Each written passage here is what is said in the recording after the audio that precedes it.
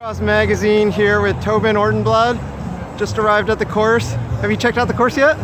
Haven't gone on a course yet. Just a little bit of course race watching, and that's about it. It looks pretty gnarly. Got some frozen spots, some muddy spots, a little bit of water. So yeah, we're gonna try and go out today and get a lap in and just get a feel for the shape of the course. But it doesn't make too much sense to try and figure out your exact tire choice because it's just going to change every single day. So for now, we're just going to try and get a feel for the turns and the shape of the course, and then probably dial in tires the day of. But get out there and open up a little bit today for sure.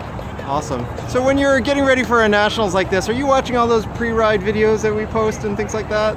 Or do I checked out a couple. Yeah. For me, I try not to get too hyped and nervous about the whole thing. I mean, nationals is always such a big kind of nerve-wracking event that it's nice to maybe get a look at what the course is going to look like as they're climbing, descents, hills. But in reality, it's like those videos come out a week before, and you're not going to change any of your skills or your fitness in a week. So yeah, I mean, we'll watch them, but we're not making any crazy tweaks to our riding after that. Got it. And when you do the pre-ride, you just have the small window.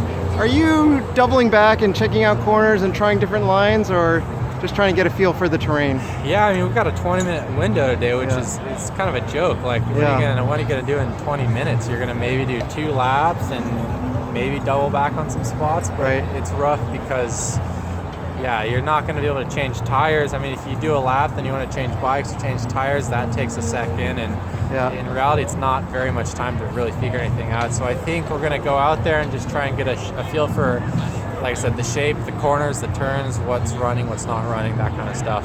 Right. Last year, you ended the nationals on a high, winning the U23 championship. This year is your first year elite. What's the goal? Definitely go for the win. I think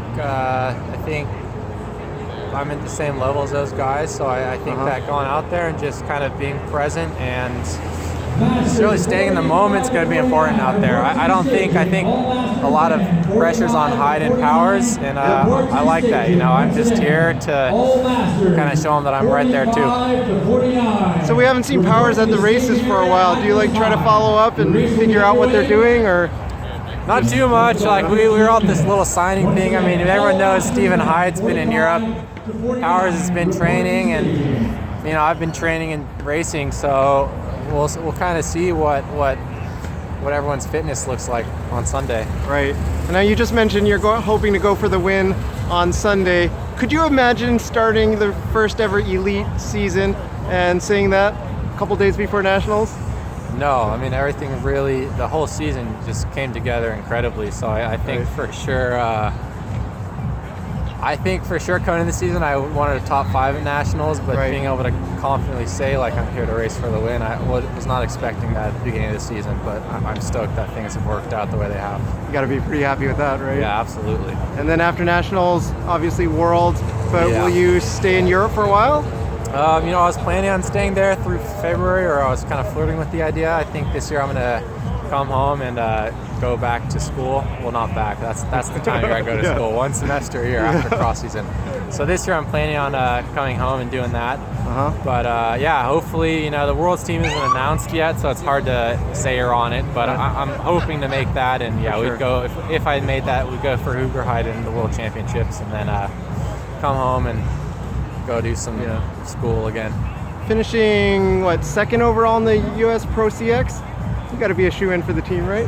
Yeah, I think I'd be surprised if I didn't make it, but weirder things have happened. So I don't want to don't want to speak too soon. Sure. Awesome. Good luck on Sunday. Thanks, Andrew. Thank you.